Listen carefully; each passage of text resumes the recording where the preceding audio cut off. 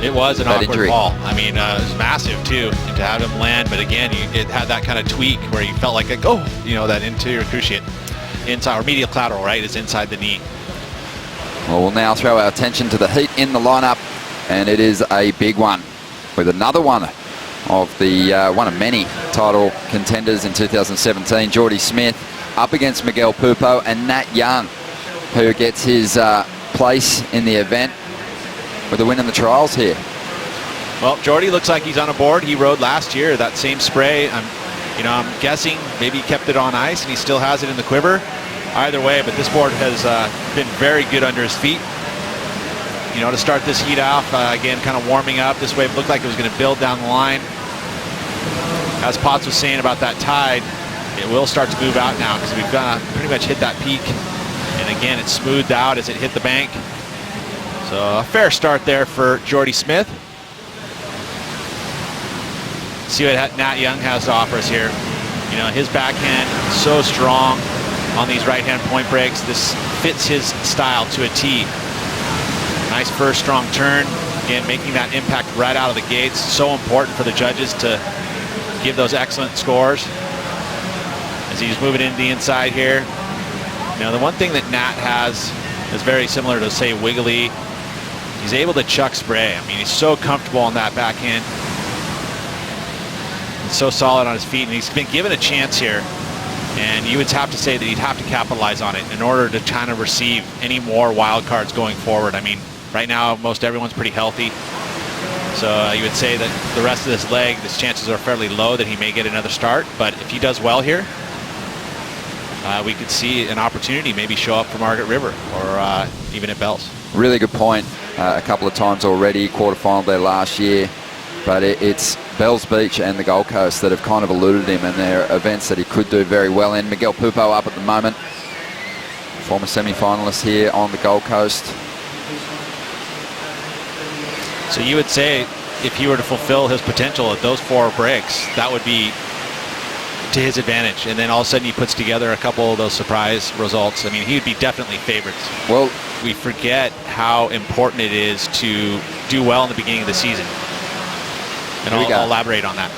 Nat Young looking for the lead here. This wave just fizzes, and Nat needs next to nothing to jump into the lead, so it might get him into the #1 spot. He is hanging on to a pretty decent opening score, a 6.33. Jordy Smith, he has a 6.43, but Nat's last ride enough just to see him into the lead.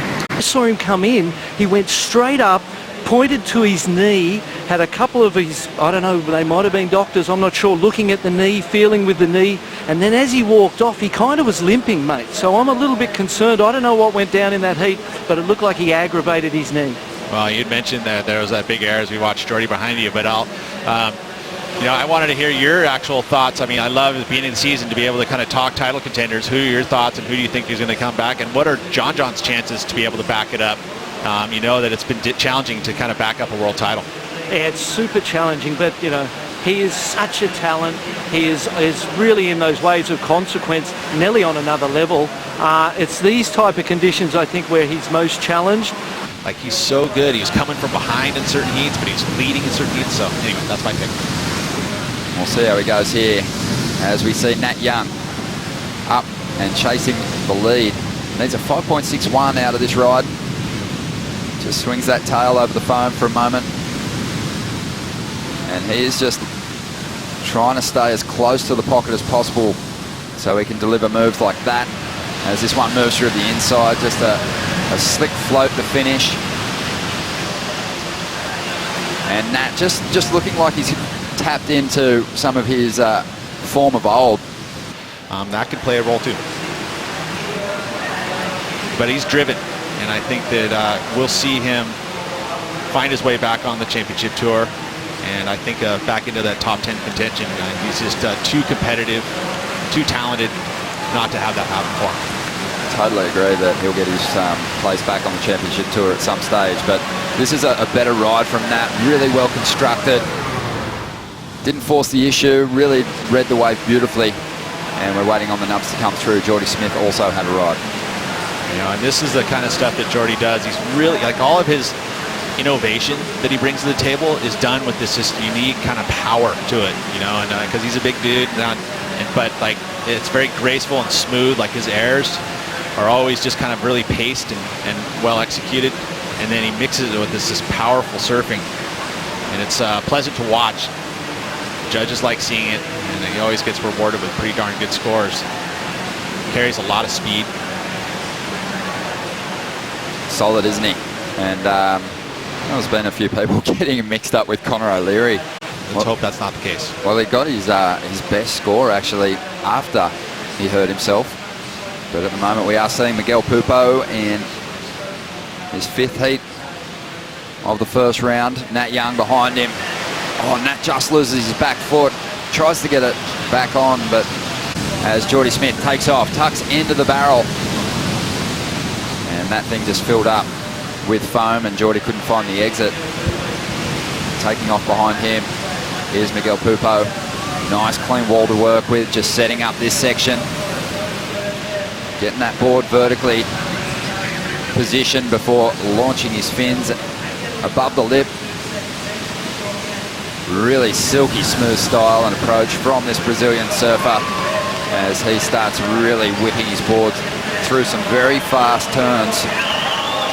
And this wave is just serving him so much opportunity to lock in big moves, some great combinations, and Miguel's going to get himself back in the heat here.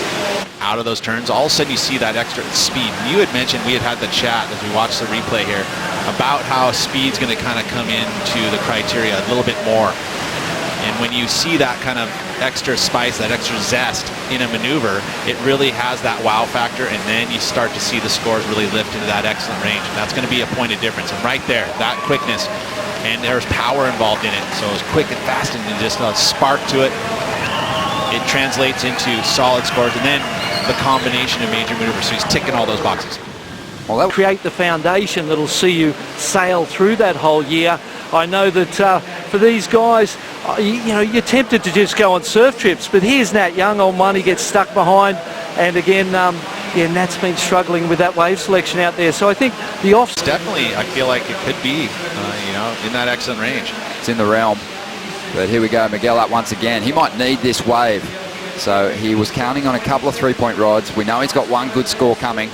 Needs to turn this into something on the inside. He's sticking with it, keeping that board moving. Will he get something to bank off here as he brings it through?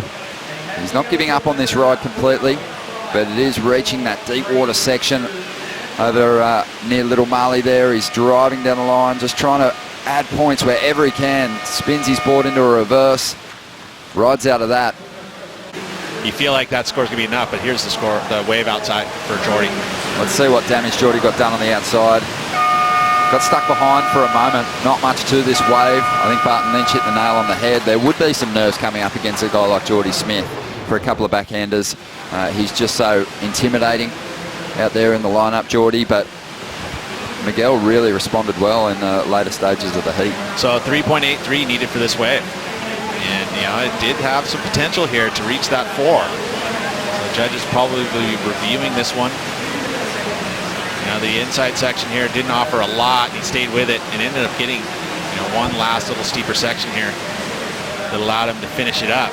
Outside moves, there was the snap to floater. I mean, is it a 4? It's really right up to the judges now. As it always is, but I don't know. I don't know if he got that enough major turns done. That wave had a lot of downtime. It was a long ride. The numbers are coming through for Miguel, and it looks like it's going to fall short. 3.3. Jordy Smith just hangs on to the lead in the later stages there. And he is moving directly through to the third round. And Jordy lets out a hoot. He knows how important these...